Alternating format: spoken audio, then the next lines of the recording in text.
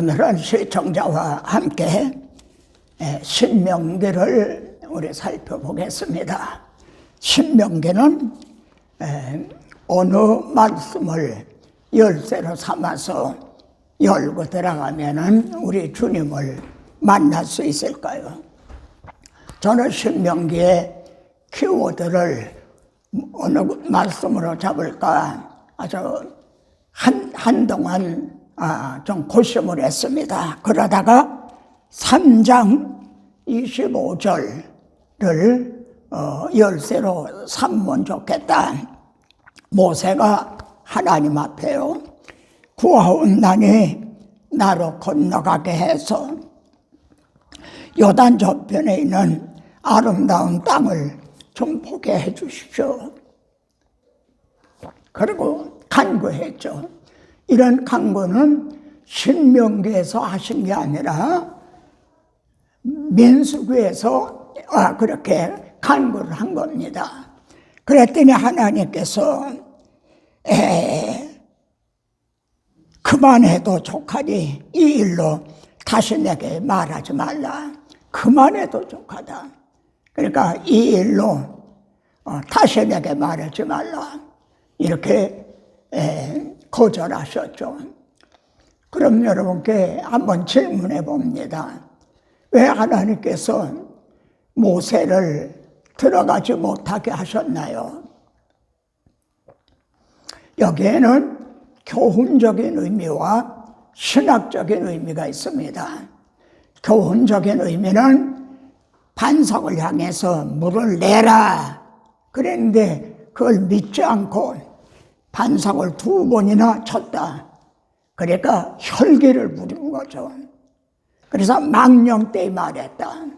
이게 교훈적인 의미입니다.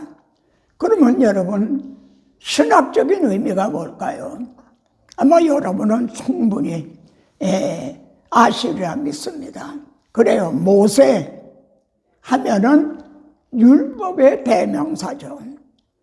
율법은 우리를 약속의 땅으로 인도해 드리질 못해요. 그러면 누구에게까지 데려다주는 초등교사죠? 예수 그리스도, 여호수아가 예수거든요. 그 여호수아에게까지 인도하는 역할입니다. 이것이 신학적인 의미죠. 이 점을 바울은 갈라디아서에서 3장 24절에서 율법이 우리를 그리스도에게로 인도하는 초등교사다. 아주 이렇게 명쾌하게 설명을 해주고 있습니다. 그리고 정말 무릎을 꿇을 정도로 제가 간단한 것은요, 갈라디아 3장 21절입니다. 그러면 하나님의 모세에게는 율법을 주시고 아브라함에게는 메시아 언약을 주셨다. 모세에게는 모세 율법은 믿어라. 그리고 아브라함에게 주신 메시아 언약은 믿어라. 율법은 행해라. 그리고 아브라함에게 주신 메시아 언약은 믿어라. 그러면은 이 율법이 이 약속하고 반대가 되는 것이냐?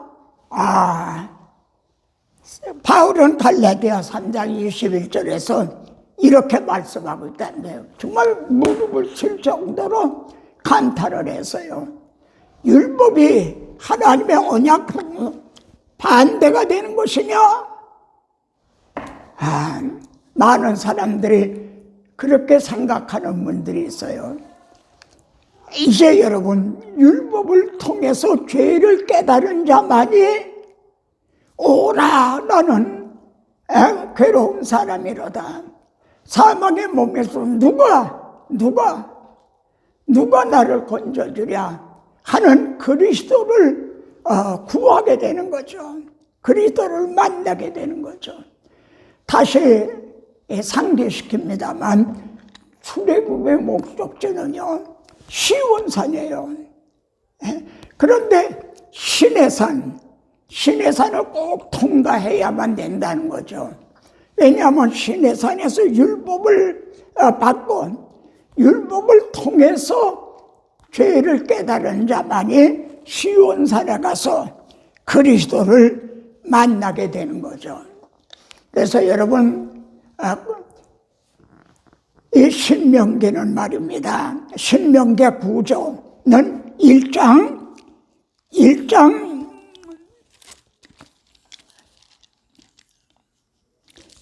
8절입니다.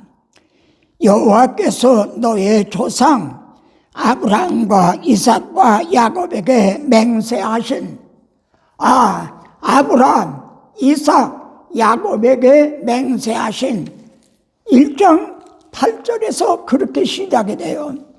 그리고 34장 마지막 장이죠. 마지막 장 4절에서 또 아브라함 너의 조상 아브라함, 이삭, 야곱에게 맹세하신 땅.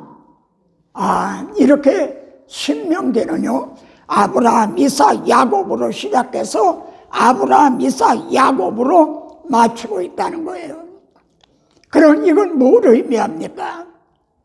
모세는 율법의 대명사라고 말하지만 신명기를 기록할 때, 그리고 모세 자신은 하나님께서 아브라함, 이삭, 야곱에게 세워주신 메시아 언약을 굳게 믿고 있었다는 거죠. 신명기도 이를 믿음으로 이제 기록을 하고 있는 겁니다. 이 점이 이 신명기 9조가 이게 중요합니다. 1장에서 아브라함과 이삭과 야곱으로 시작해서 마지막에 아브라함, 이삭, 야곱에게 준 내가 약속한 그 땅을 내가 보기는 하겠지만 들어가지를 못하리라. 그렇게 말씀합니다. 그래서 모세가 신명기를 기록하게 된 거예요.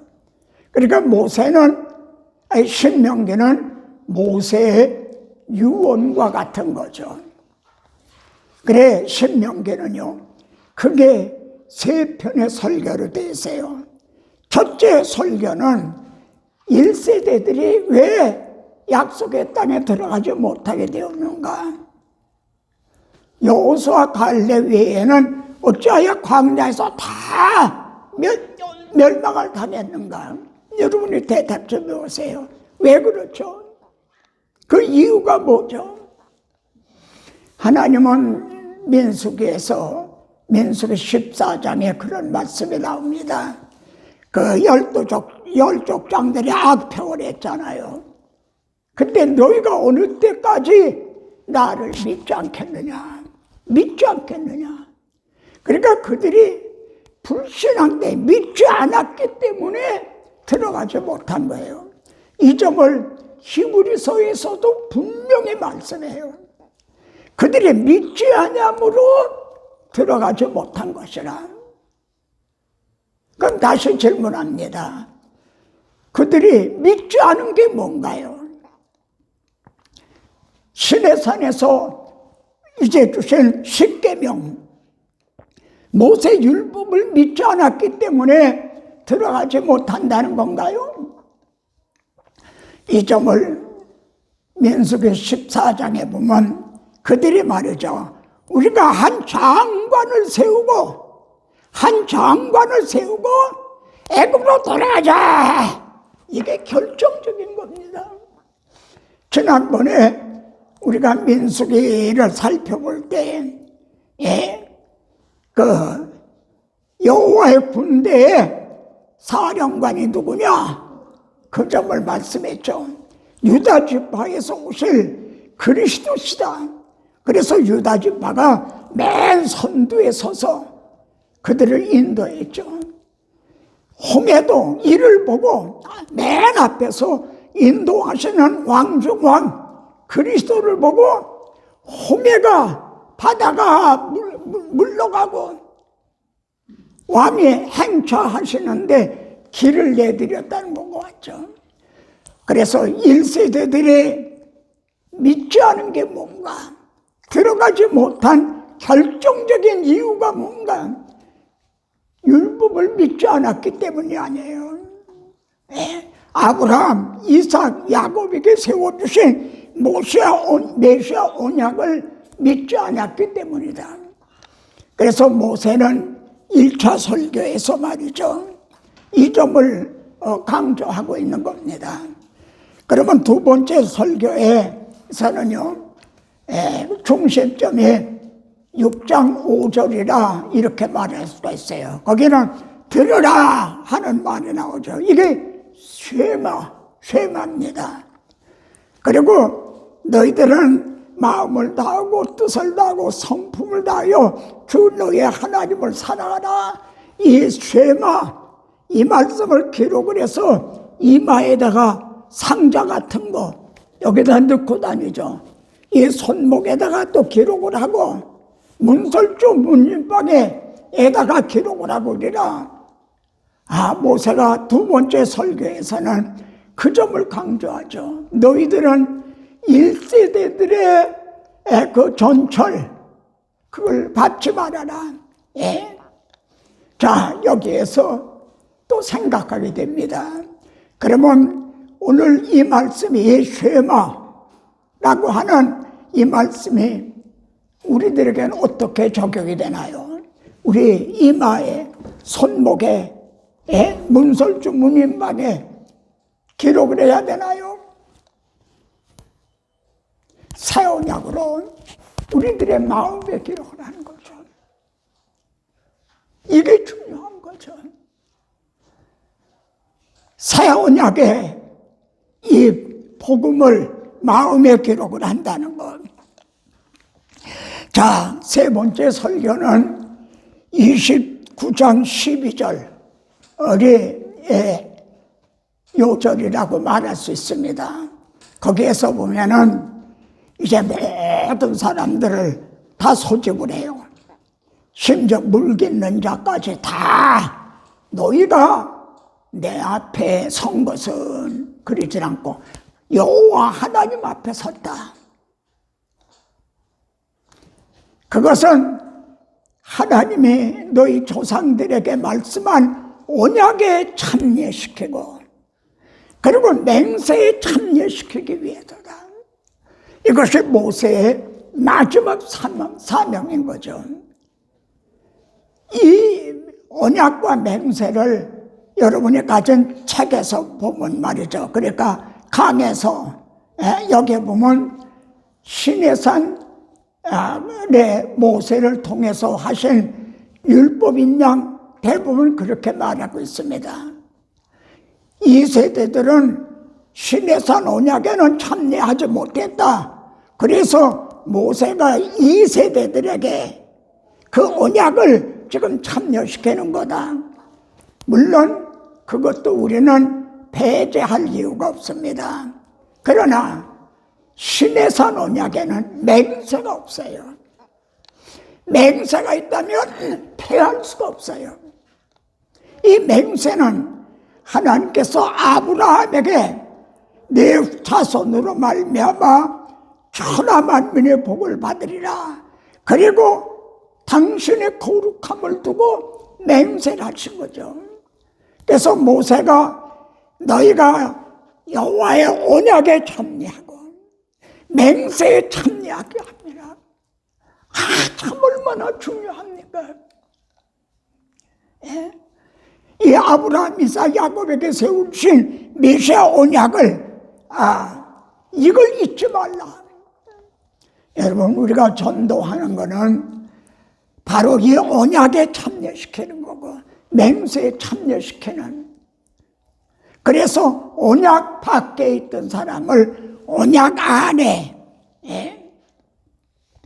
그리고 모세는 여기에서 유월절을 지키되, 즉 3대 절기, 유월절, 오순절, 초막절, 이 3대 절기를 지키되 너희 각 성에서 이제 드리지 말고 하나님께서 자기 이름을 두시려고 택하신 그곳에 가서, 이 택하신 곳에 가서 지키라.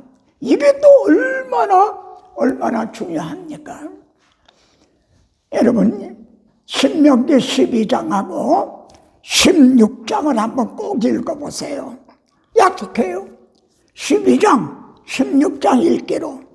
그리고 거기에 택하신 곳에 가서 지키라는 말이 몇 번이나 나오나 한번 둘리씌우기를 하면서 한번 해보세요. 한두 번이 아니에요. 이 택하신 곳이 바로 예루살렘이었고, 바로 솔로몬이 성전을 건축한 곳이고, 우리 주님이 이 성전을 헐어라, 내가 사흘 만에 일으키리라 하신 바로 구원이 여기도 있고 저기도 있고 있는 게 아니라 하나님이 택하신 그곳에 가서 유월절을 지키라, 이거를 부탁을 하죠. 그리고 또 이제 단을 쌓되, 제단을 쌓는데 다듬은 돌로 쌓지 말아라. 또 하나는요, 새 연장을 대지 말아라. 왜 다듬은 돌로 쌓지 말라 그러는가? 왜 새 연장을 이제 대지 말라 그러는가? 바로 우리들의 구원은 예수 그리스도께서 단독적으로 단번에 완성하신 거라는 거죠. 거기에다 새 연장을 대듯이 할례를 받아야 하듯이 우리가 뭘 전부 하면 되는 게 아니다. 그래서 단을 쌓되 자연석으로 그대로 쌓으라는 거죠. 신명기에서 결정적인 말씀은 18장 15절입니다. 너희 형제 중에서 나와 같은 선지자 하나를 세우신다. 이게 결론적인 말씀입니다. 나와 같은 선지자, 모세와 같은 선지자. 그래서 모세는 육적인 출애굽을 시켰지만 영적인 출애굽을 시키실 분, 나와 같은 선지자 한 분을 세우리라. 이 점을 오순절에 성령 강림하신 후에 베드로의 입을 통해서 이제 사도행전 4장에선가 이를 증언하고 있죠. 마지막 말입니다. 요한복음 5장 마지막에 보시면요, 모세가 너희를 고소한다 이런 말이 나와요. 모세가 너희를 고소할 거다. 왜 고소합니까? 모세가 내게 대하여 기록하였음이라. 창세기, 출애굽기, 레위기, 민수기, 신명기. 지금 저는 모세 오경을 살펴봤어요. 근데 이 모세 오경이 율법이 아니라 중심은 모세가 내게 대하여 기록하였음이라. 의문에 쌓여 있는 복음이었다는 거죠. 그런데 모세 오경을 설교할 때 중심에 예수 그리스도와 복음이 있는 게 아니라 딴 말들을 한다는 거죠. 그래서 모세가 고발을 한다는 거예요. 저들이 나를 통하여 기록해 하신 모세 오경을 기록한 목적대로 사용하고 있지 않습니다. 그럼 어떻게 되는 거예요? 너희가 열쇠를 맡았으면서도 열어서, 모세오경을 열어서 그리스도를 만나게 해주는 게 아니라, 천국문을 열어주는 게 아니라 자기도 들어가지 않고 들어가고자 하는 자도 못 들어가게 하는 그런 결과가 되게 되는 거죠. 이제 여러분, 다음 시간에 또 뵙도록 하겠습니다.